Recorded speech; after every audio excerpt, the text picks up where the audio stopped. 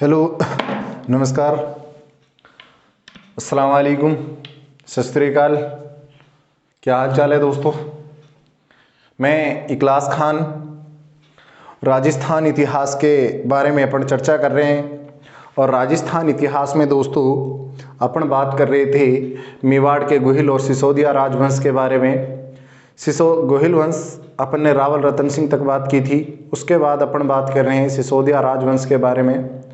और सिसोदिया राजवंश में अपने बहुत वीर प्रतापी शासक महाराणा संग्राम सिंह के पुत्र भोजराज, रतन सिंह, विक्रमादित्य, इन सब के बारे में बात की थी दोस्तों। आज अपन एक बहुत ही खतरनाक विषम परिस्थितियों में, जिनको मेवाड़ की सत्ता जिनके हाथ में आई है, विषम परिस्थितियों में दोस्तों मेवाड़ की सत्ता हाथ में आई है। विषम परिस्थितियों में मेवाड़ के शासक हैं और उनका नाम है महाराणा उदय सिंह। महाराणा उदय सिंह दोस्तों, जो कि महाराणा प्रताप के डैडी हैं, पापा हैं, उनके बारे में आज अपन बात करने वाले हैं दोस्तों।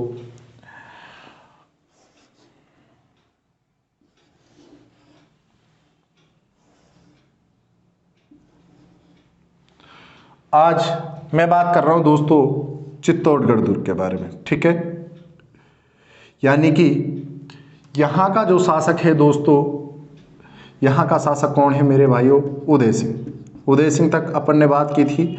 उदय सिंह को हमने शासक बना दिया था कि किस प्रकार से बनवीर पृथ्वीराज सिसोदिया का दासी पुत्र बनवीर अटैक करता है, आक्रमण करता है दोस्तों किस पर?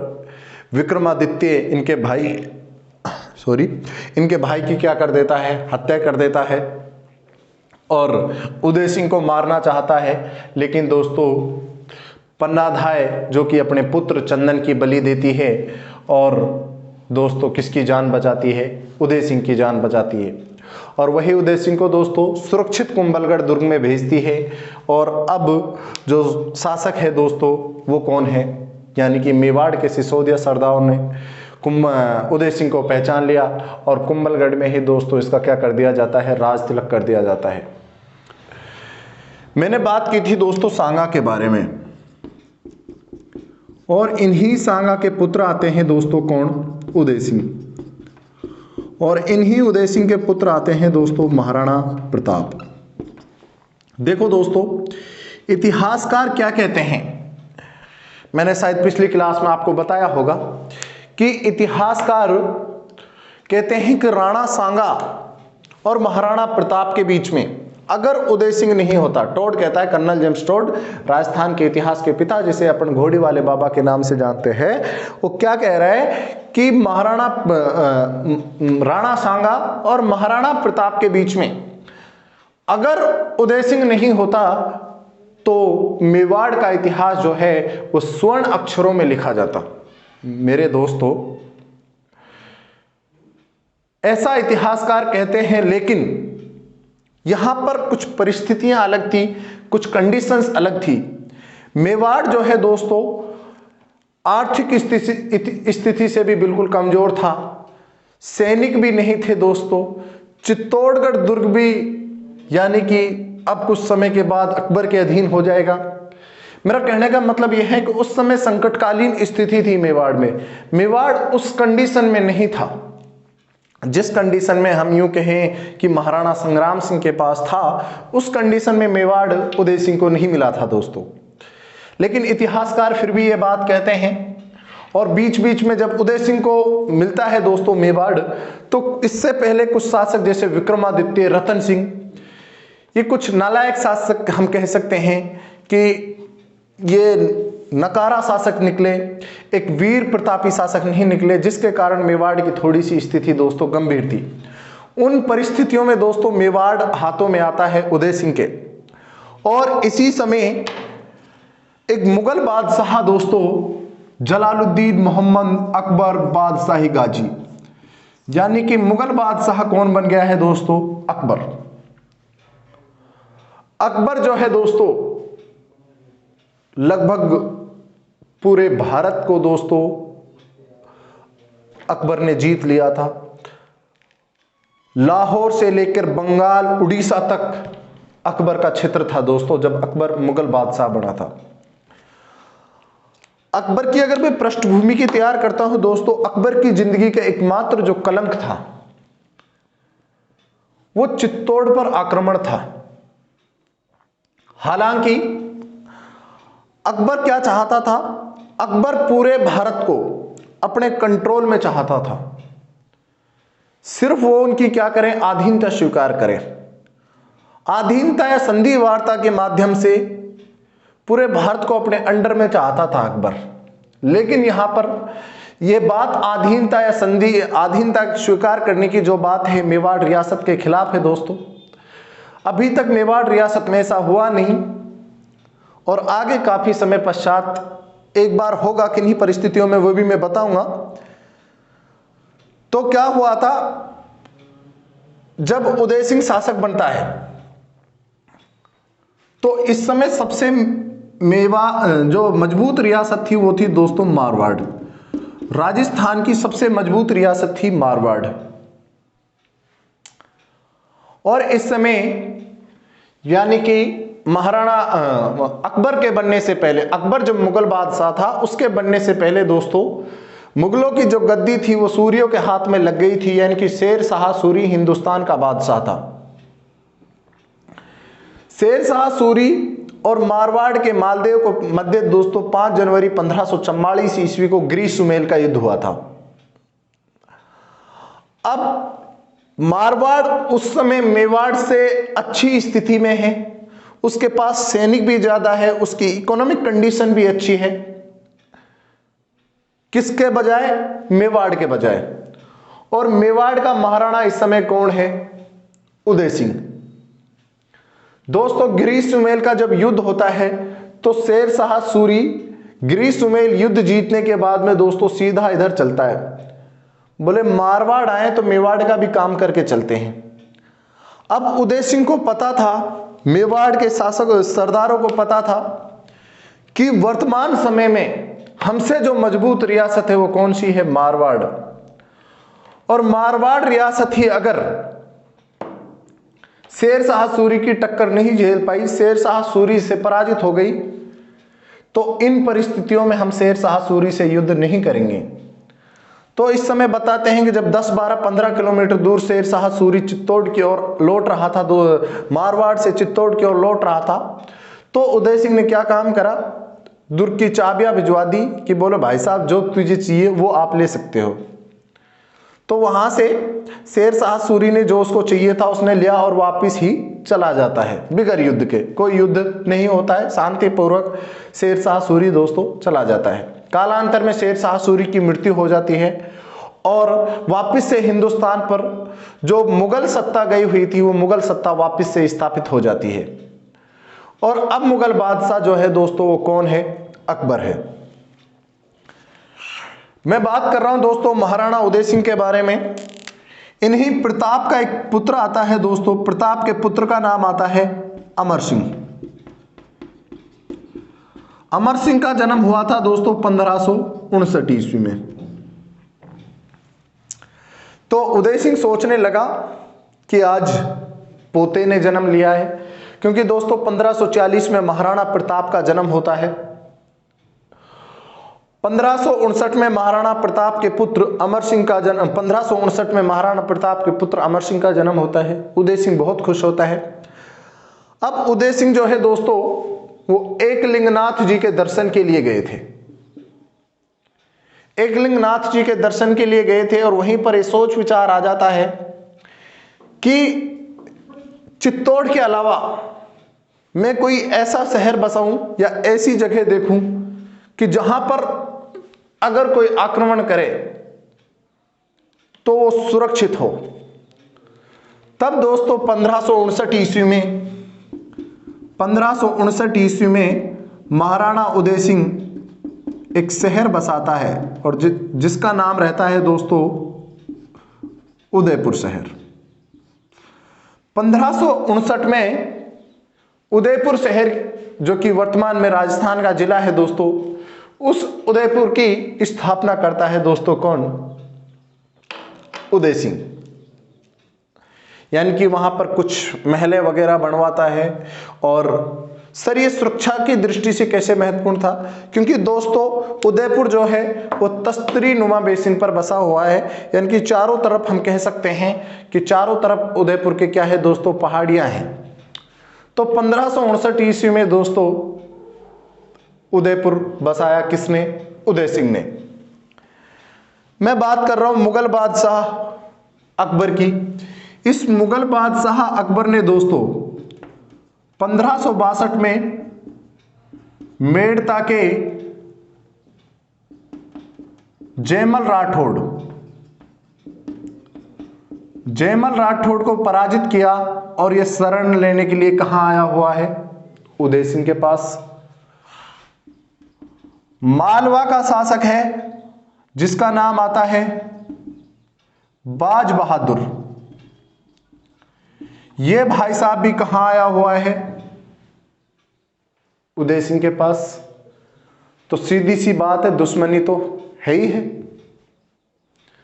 क्योंकि उदय सिंह ने दोस्तों शरण दे रखी है जयमल राठौड़ को, बाज बहादुर को, मालवा के शासक को।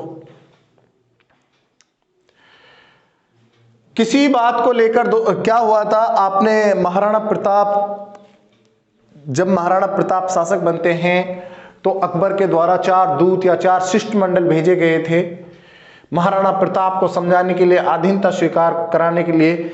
यहां पर भी भेजे जाते हैं दोस्तों, उदय सिंह को समझाने के लिए भी भेजे जाते हैं, लेकिन उदय सिंह अधीनता स्वीकार नहीं करता है। तो दोस्तों अकबर चलता है दिल्ली से, और जब दिल्ली से चलता है भाई साहब इस क्षेत्र में आ जाता है, बाड़ी धौलपुर वाले क्षेत्र में आ जाता है। हुआ क्या था कि उदय सिंह का पुत्र था जिसका नाम था शक्ति सिंह। आपने पढ़ा होगा महाराणा प्रताप का सौतेला भाई शक्ति सिंह। शक्ति सिंह जो है वो नाराज होकर, किसी बात को लेकर नाराज होकर वो अकबर के पास गया हुआ था। और अकबर से जब मिला तो अकबर ने पूछा कि देख शक्ति सिंह, अगर मैं चित्तौड़ पर आक्रमण करूं तो तू मेरे लिए क्या करेगा? तू मेरा साथ देगा? हाँ ना में बात टाली, जो भी बात हुई दोस्तों। और शक्ति सिंह को लगा कि अब अकबर क्या करेगा? आक्रमण करेगा, क्योंकि दोस्तों उस समय मेवाड़ रियासत उन कंडीशंस में नहीं थी, आक्रमण करने यानी कि युद्ध करने की फिलहाल कंडीशन नहीं थी। स्थितियां जो है वो बिगड़ी हुई थी दोस्तों। तो शक्ति सिंह को जब पता चला कि अकबर अब आक्रमण करने वाला है मेवाड़ पर, चित्तौड़ पर, तो ये रातों रात में फरार हो जाता है और आके उदय सिंह से मिलता है कि बोले देख डैडी, अकबर जो है आक्रमण करने वाला है, आप अपनी युद्ध की तैयारियां करो, वो कभी भी आक्रमण कर सकता है। जैसे ही वहां से शक्ति सिंह फरार हो जाता है रातों रात, अकबर जो है दोस्तों मालवा पर आक्रमण करने वाला था। अकबर ने कहा कि नहीं, मालवा को छोड़ो, अटैक करो किस पर? चित्तौड़ यानी कि उदय सिंह पर। मालवा अभियान कैंसिल करता है और चित्तौड़ अभियान की ओर लौट जाता है। दोस्तों यह रहा आपका चित्तौड़गढ़।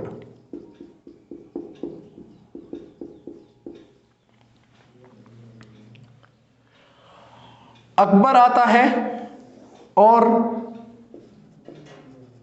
बख्शिश खां नाम से सेनापति रहता है। बख्शी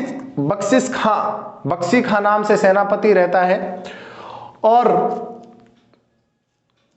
चित्तौड़ दुर्ग को चारों तरफ से घेर लिया जाता है। किसके द्वारा? अकबर के द्वारा।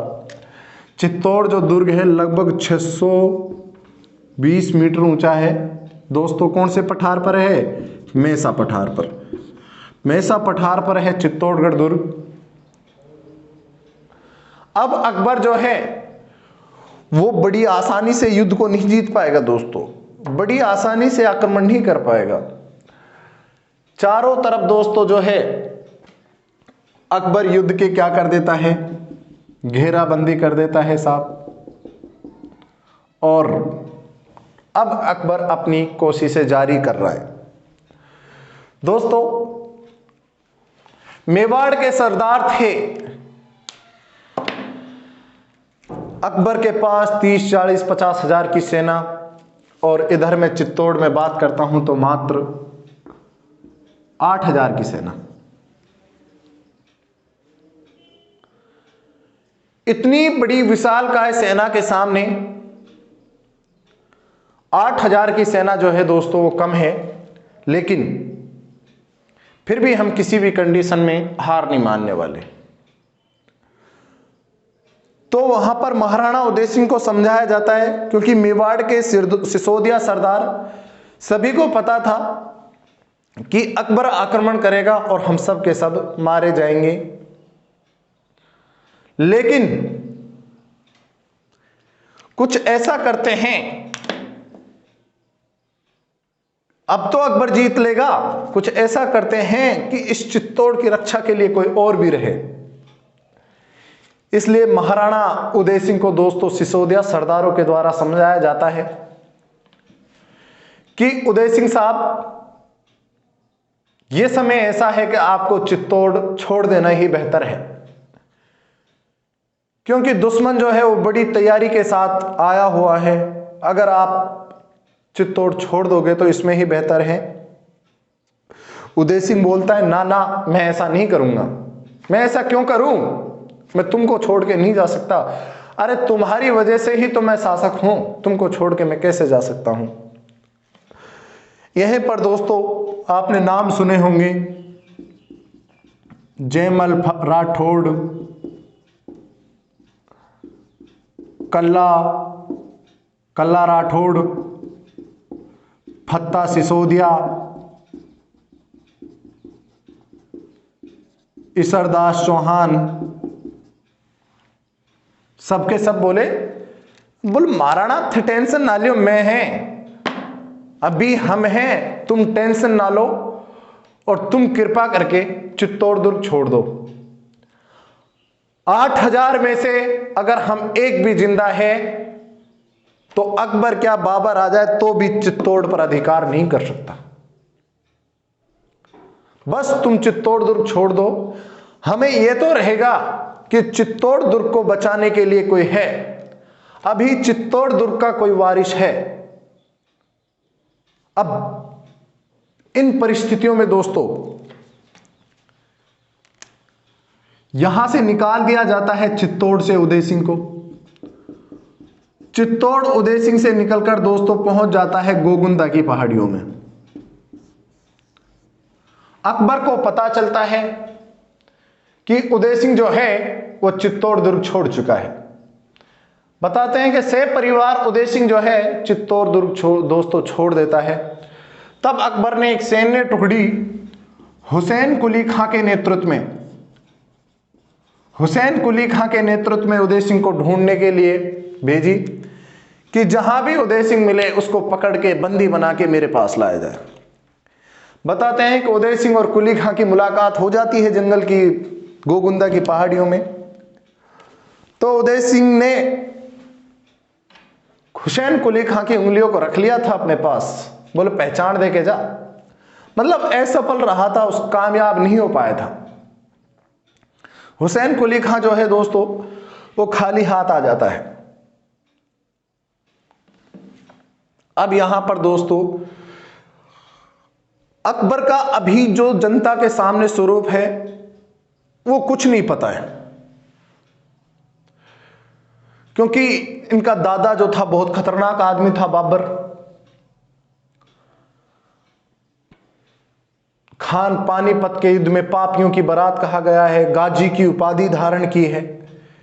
यानी कि उन्होंने बहुत खतरनाक रूप लिया था, मार धाड़ काट नरसंहार किया था बुरी तरह। तो जनता के अंदर भय बना हुआ है कि दादा ऐसा तो पोता भी ऐसा ही होगा। तो मेवाड़ की जो जनता थी दोस्तों, आसपास की जो जनता थी, वो भाई साहब कहां आएगी, डर के कारण उनको देखा कि हमारा सेपरेट जो स्थान है वो कौन है, चित्तौड़ दुर्ग है। दोस्तों जनता के लिए चित्तौड़ दुर्ग के दरवाजे खोल दिए गए और लगभग 30,000 जनता यहां पर चित्तौड़ दुर्ग में और आ गई। अब लगभग यहां पर 50,000 की जनता हो गई दोस्तों। कैसे गुरुजी? अरे बीवी, बच्चे, टाबर, टाबरियां, सैनिक परिवार, सरदार, उनके परिवार, सब के सब कहां पर है? चित्तौड़ में। अब चित्तौड़ में क्या होता है दोस्तों? चित्तौड़ में बता रहा था आपको, इतनी इकोनॉमी स्थिति मजबूत नहीं है, भंडार घिरे है जरूर लेकिन इतनी नहीं है काफी लंबे समय तक। तो दोस्तों चित्तौड़ में क्या हुआ कि एक टाइम पर खाना खाने लग गई, पूरी जो जनता थी एक समय खाना बनाने लग गई और एक समय एक टाइम ही खाना मिलने लग गया। 2 टाइम खाना सिर्फ और सिर्फ उनको मिल रहा है, या जिसको ज्यादा जरूरत है जो युद्ध लड़ेगा, युद्ध की तैयारी कर रहे हैं। और एक टाइम खाना क्यों बन रहा है दोस्तों? उनको पता है कि ऐसा समय भी हो सकता है कि जौहर की कंडीशन हो, जौहर हो, इसलिए लकड़ियां भी बचा कर रखनी है। अगर लकड़ियां नहीं रहेंगी तो जौहर किससे होगा फिर? तो जयमल, फत्ता, कल्ला राठौड़, ये सब आगे की अच्छी प्लानिंग लेके सोच के चल रहे हैं। अब क्या होता है दोस्तों, अकबर अपनी पूरी कोशिश में लगा हुआ है, अकबर पूरी कोशिश में लगा हुआ है लेकिन चित्तौड़ दुर्ग को नहीं जीत पा रहा है। अकबर नीचे से तोपें चला रहा है लेकिन वो चित्तौड़ दुर्ग तक पहुंच ही नहीं रही है, उनका कोई इफेक्ट ही नहीं हो रहा है, उनका कोई फायदा ही नहीं हो रहा है।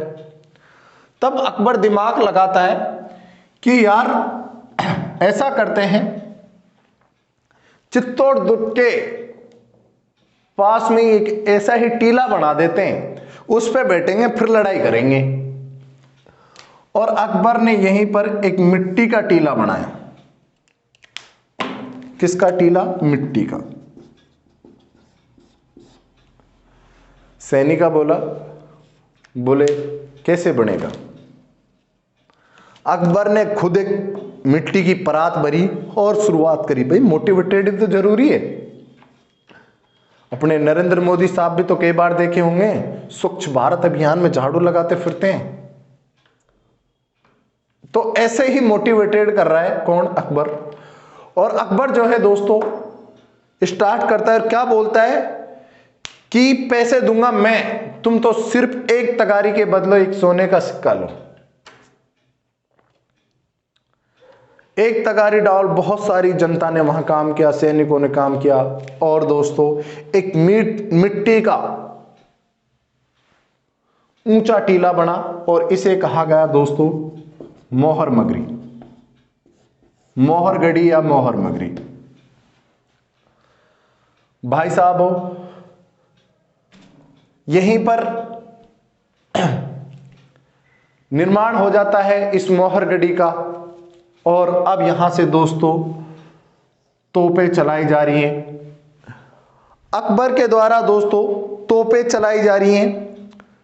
कुछ तोपें जो हैं वो चित्तौड़गढ़ के पास पहुंच रही है, दुर्ग की दीवार को नुकसान पहुंचा रही है, और कुछ तोपें नुकसान नहीं पहुंचा रही है क्योंकि वो पास में नहीं पहुंच रही है। दोस्तों अकबर ने एक नियम बना दिया, चित्तौड़गढ़ की पूरी जनता इसके अंदर है। सैनिकों से कहा कि प्रत्येक 4 घंटे में एक गोला दाग दो, इनको सोने ही मत दो। बार बार प्रत्येक 4 घंटे में दोस्तों एक गोला दागा जा रहा है। चित्तौड़ की जनता जो है वो बहुत ज्यादा क्या है, परेशान है। अब जब अकबर ये कर रहा है तो फत्ता सिसोदिया को गुस्सा आ जाता है कि बोला कि समझ रहे हो ना, बोले खोल दो चित्तौड़ दुर्ग के दरवाजे, देखते हैं। जब जयमल ने समझाया कि देख ऐसा नहीं करना है अपन को, वो चाह ये रहा है, अकबर चाह ये रहा है कि चित्तौड़ दुर्ग के दरवाजे खोले और आक्रमण हो, युद्ध हो, उसको आने दो, उसको ही आने दो, चित्तौड़ दुर्ग में ही मारेंगे, हम अपने बाहर नहीं जाएंगे। अभी तो है ना अपने पास राशन पानी, अभी तो चल रहा है ना सिस्टम। और ये जो 30,000 जनता आई हुई है सिर्फ और सिर्फ अपने राजा के भरोसे आई हुई है, इस जनता को बचाने का काम हम करेंगे। ये सिर्फ और सिर्फ हमारे भरोसे बैठी है यहां पर। दोस्तों, चित्तौड़ दुर्ग को नहीं जीत पा रहा है अकबर। फिर यह भी बताते हैं कि कुछ संधि की बातें होती हैं। चित्तौड़ दुर्ग से कुछ सरदार संधि के लिए जाते हैं महाराणा अकबर के पास में। संधि लगभग तय ही हो चुकी थी कि अकबर एक कंडीशन लेके बैठ जाता है कि महाराणा उदय सिंह को बुलाया जाए। उदय सिंह आ गया तो संधि स्वीकार है, नहीं तो कोई बात नहीं। बोले ना जी, उदय सिंह तो ना है। उदय सिंह नहीं मिले। बोले ठीक है, तो फिर यहां पर आकर संधि वार्ता जो है वो कैंसिल हो जाता है। अब यहीं पर दोस्तों संधि वार्ता जो है वो कैंसिल हो चुका है। कोई एक वृद्ध व्यक्ति आता है, एक सैनिक आता है जो कि कभी बहादुर शाह की सेना में रहा था। जब बहादुर शाह ने 1535 ईस्वी में आक्रमण किया था राजमाता कर्मावती के ऊपर, तो अकबर से बोला कि अकबर ऐसे नहीं जीता जाएगा, ये चित्तौड़गढ़ दुर्ग है, ये चित्तौड़गढ़ दुर्ग ऐसे नहीं जीता जाएगा। इस चित्तौड़गढ़ दुर्ग को मैंने अपनी बूढ़ी आंखों से हारते हुए देखा है बहादुर शाह के समय, मैं उसका सैनिक था। आप साबात बनाओ। साबात एक कमरे की तरह होता था जिसमें सैनिक हुआ करते थे, और चित्तौड़ दुर्ग की ओर उससे आक्रमण करो। बड़ी ऊंचाई होती थी हाथियों की तरह उसकी, साबात के एक कमरे की तरह आप मान सकते हो उसको। साबात का निर्माण किया गया। अकबर ने बहुत पैसा लगाया था यहाँ पे, मोहर मगरी के लिए, साबात के लिए। और फिर साबातों में अकबर के खुद के ही साबात में एक बार आग लग गई थी। लगभग 350 सैनिक एक साबात में खत्म हो गए थे। यानी कि अकबर ने बहुत कुछ लुटा दिया था। सैनिक हानि भी यहां पर बहुत हुई थी और पैसा पानी की तरह बहाया था दोस्तों अकबर ने यहां पे। अकबर जब दिल्ली से आता है दोस्तों, यानी कि 23 अक्टूबर 1567, 23 अक्टूबर 1567, बहुत पैसा बहाया था अकबर ने। दोस्तों, अकबर जो है बार बार अब चित्तौड़ दुर्ग की क्या कर रहा है, आक्रमण करना है। चित्तौड़ दुर्ग की एक दीवार टूट जाती है जिसको जयमल फत्ता कल्ला राठौड़ तुरंत दोबारा तैयार करवाते हैं। फिर दूसरी बहुत ही शानदार और खतरनाक युद्ध था दोस्तों, ये आक्रमण था। अपन ने इतिहास में ज्यादा महत्व खानवा के युद्ध को, पानीपत के युद्ध को दे रखा है। हालांकि तो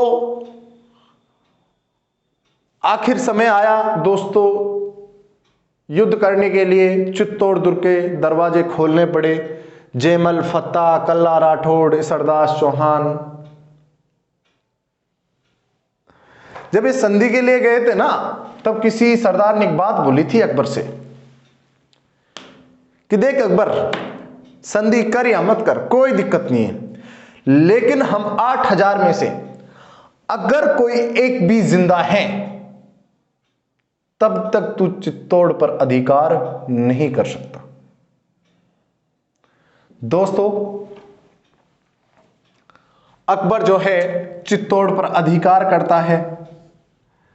जयमल यहां इस मोहरगढ़ी पर दोस्तों अकबर बैठ जाता है और अकबर बैठ के क्या बोलता है कि मेरी बंदूक निकालो। अकबर की बंदूक का नाम आता है संग्राम। संग्राम बंदूक चलाता है, किसके घुटने में लग जाती है दोस्तों, जयमल राठौड़ के घुटने में वो गोली लग जाती है, जिससे जयमल राठौड़ क्या हो जाता है, घायल हो जाता है। और कल्ला से बोलता है, बोले कल्ला यार देख घुटने में लगी गोली, अकबर ने दे ली गोली, मैंने थार कंधा पे बिठा ले, घोड़े पे चढ़ के तो मैं लड़ाई नहीं कर सकता। कल्ला राठौड़ दोस्तों जयमल राठौड़ को अपने कंधों पर बिठा लेता है। जब युद्ध होता है तो अकबर कुछ अलग ही दृश्य देख रहा है। 4 हाथ चलते हुए दिखाई दे रहे हैं अकबर को, एक सर दिख रहा है, 4 हाथ दिखाई दे रहे हैं। अकबर बोल रहा है कि बोले भाई साहब यहां पर 4 हाथों के लोक देवता भी रहते हैं क्या? 4 हाथों का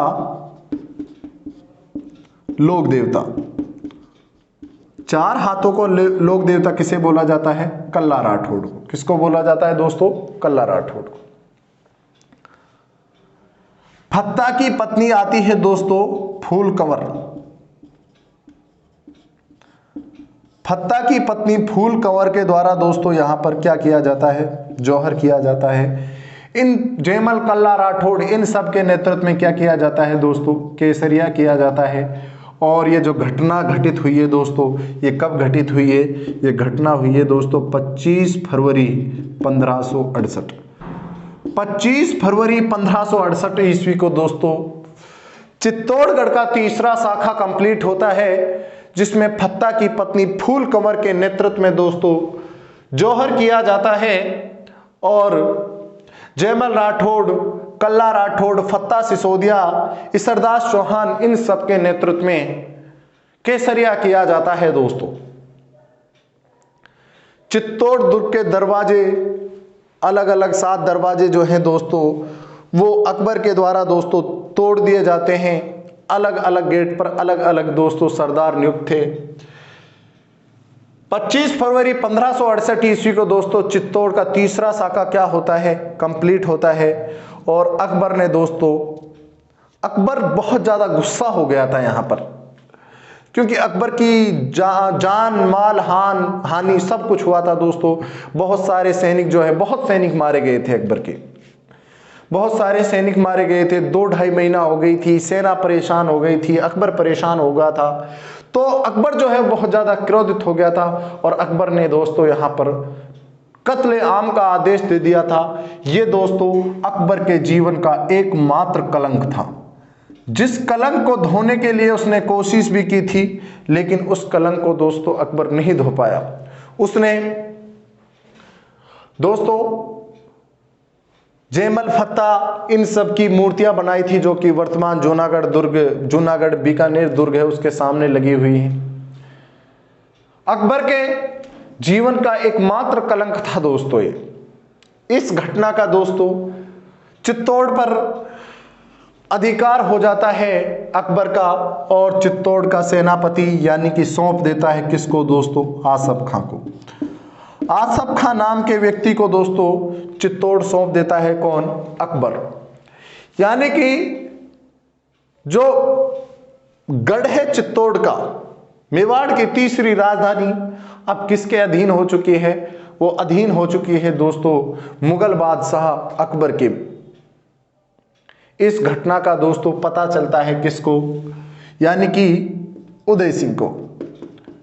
उदय सिंह को दोस्तों पता चलता है, तो उदय सिंह बताते हैं दोस्तों, उदय सिंह के सामने जब घटना बताई जाती है कि जयमल, फत्ता, कल्ला राठौड़ सभी के सभी वीर गति को प्राप्त हो गए, सभी ने केसरिया कर लिया है। सोचो दोस्तों उस समय उदय सिंह पर क्या बीत रही होगी। उदय सिंह ने जब इस घटना के बारे में सुना, दोस्तों बहुत ही दर्दनाक कहानी है। उदय सिंह ने जब इस घटना के बारे में सुना,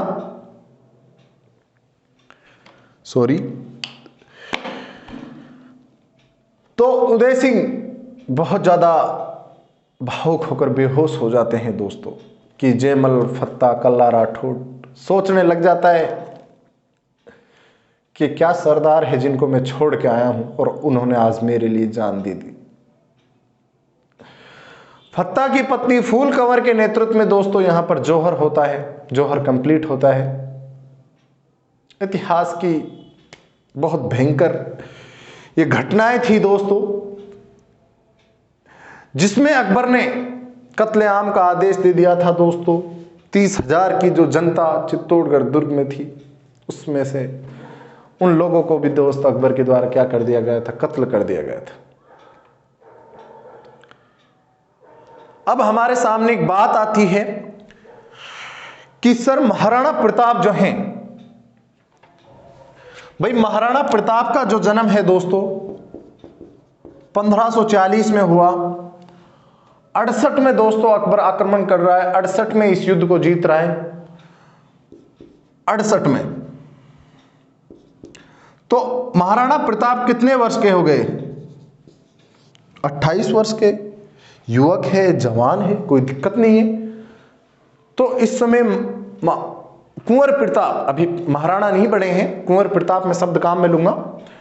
कुंवर प्रताप जो है वो कहां पर है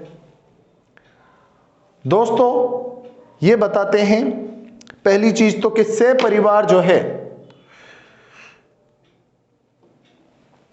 उदय सिंह के साथ में कुंवर प्रताप भी चला गया था। लेकिन दूसरे इतिहासकार यह बताते हैं कि कुंवर प्रताप ने जिद की थी और उनकी पत्नी अजबदेव पवार कि नहीं, हम चित्तौड़ छोड़कर नहीं जाएंगे, हम सरदारों के साथ में रहेंगे, देख लेंगे कौन आ रहा है कौन नहीं आ रहा है। अकबर का आक्रमण होने वाला था, तो महाराणा प्रताप जो है वो चित्तौड़ में ही सरदारों के साथ रहता है दोस्तों। लेकिन जब महाराणा प्रताप का ये युद्ध चला था दोस्तों, 2 रात 1 दिन लगातार युद्ध चला था, सेना जो है वो खाना पीना सब कुछ भूल गई थी। अकबर ने कत्लेआम का आदेश दिया था जब दोस्तों ये 30,000 की जनसंख्या थी, पूरे दिन कत्ल किया था और आधी रात्रि समाप्त हो गई थी कत्ल करते करते। कितना भयंकर आक्रमण रहा होगा, उस समय क्या परिस्थितियां रही होंगी, सोच सकते हो आप, कल्पना कर सकते हो। तो महाराणा प्रताप नहीं जाते हैं उदय सिंह के समय, उदय सिंह के साथ में। तो जो मेवाड़ के सिसोदिया सरदार थे, युद्ध से पहले दोस्तों चित्तौड़गढ़ दुर्ग में बड़े ही अच्छे तरीके से रात्रि के समय भोजन प्रोग्राम रखा गया, आराम से भोजन किया ना सबने साथ बैठकर, क्योंकि पता था कि ये हमारा लास्ट भोजन है, ये अंतिम भोजन है, अब तो हमें युद्ध करना ही करना है और अब हम वीर गति को प्राप्त होंगे। हम सिर्फ 1 और 2 दिन के हैं, जब तक कि युद्ध नहीं स्टार्ट नहीं होता है।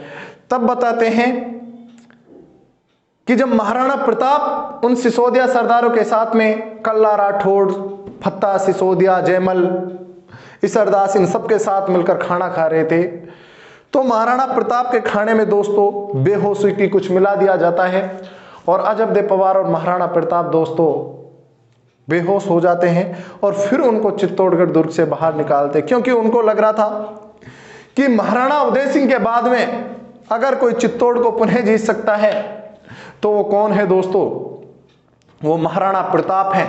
हमें एक ऐसे और वीर शासक की जरूरत है, महाराणा प्रताप जैसे शासक की। इसलिए दोस्तों बेहोशी की या कुछ भी खाने में मिलाकर, अलग अलग तथ्य मिलते हैं, महाराणा प्रताप को वहां से निकाला जाता है दोस्तों। ये सीन रहा होगा कि महाराणा प्रताप अकबर के आक्रमण के समय उस समय उपस्थित नहीं थे, जबकि वो उनकी उम्र जो थी दोस्तों उस समय वो 28 वर्ष थी। ये दोस्तों अकबर का एक कलंक अभियान था। इस अभियान को धोने की अकबर कोशिश करता रहा जिंदगी भर, लेकिन जो एक बार हो गया सो हो गया। मुगल बादशाह अकबर के द्वारा दोस्तों चित्तौड़ पर आक्रमण किया जाता है और यहां पर अपना सेनापति छोड़ दिया जाता है, जिसका नाम क्या रहता है, आसफ खां। दोस्तों ये थे महाराणा उदय सिंह। इन महाराणा उदय सिंह के अगर मैं शासनकाल की बात करता हूं दोस्तों, तो 1537 ईस्वी में इनका राज्याभिषेक होता है कुंभलगढ़ में और 1572 ईस्वी में दोस्तों गोगुंदा में इनका क्या हो जाता है, देहांत हो जाता है। महाराणा उदय सिंह जिन एक ऐसी परिस्थितियों में दोस्तों मेवाड़ इनके हाथों में था कि उन परिस्थितियों में ये युद्ध आक्रमण के लिए तैयार नहीं थे, या मैं यूं कहूं कि उसके समक्ष नहीं थे। यानी कि वो कंडीशन नहीं थी, वो परिस्थितियां नहीं थी कि उदय सिंह जो है दोस्तों वो किसी आक्रमण के लिए तैयार हो। लेकिन फिर भी दोस्तों एक बहुत ही ऐतिहासिक घटना, बहुत ही जबरदस्त अकबर का आक्रमण, जिसका वीर राजपूतों ने दोस्तों, मेवाड़ के वीर राजपूत सिसोदिया सरदारों ने दोस्तों डटकर सामना किया। इस घटना के बारे में अपन ने चर्चा की है। 25 फरवरी 1568 ईस्वी को चित्तौड़ पर दोस्तों महान शासक जलालुद्दीन अकबर बादशाही गाजी अधिकार कर लेता है और नेक्स्ट क्लास में दोस्तों अब अपन बात करेंगे महाराणा सांगा के पुत्र, महाराणा उदय सिंह के पुत्र महाराणा प्रताप के बारे में। दोस्तों ये मेवाड़ के इतिहास का वीर रस की दृष्टि से मैं स्वर्ण काल कह सकता हूं। महाराणा प्रताप बहुत ही वीर तेजस्वी, राजस्थान केसरी के नाम से जाने जाने वाले दोस्तों, उस महाराणा प्रताप के बारे में अपन चर्चा करेंगे दोस्तों नेक्स्ट क्लास में। अपन ने इतिहास की बात की है दोस्तों, महाराणा उदय सिंह अपन ने चर्चा की है, अब अपन बात करेंगे महाराणा प्रताप के बारे में।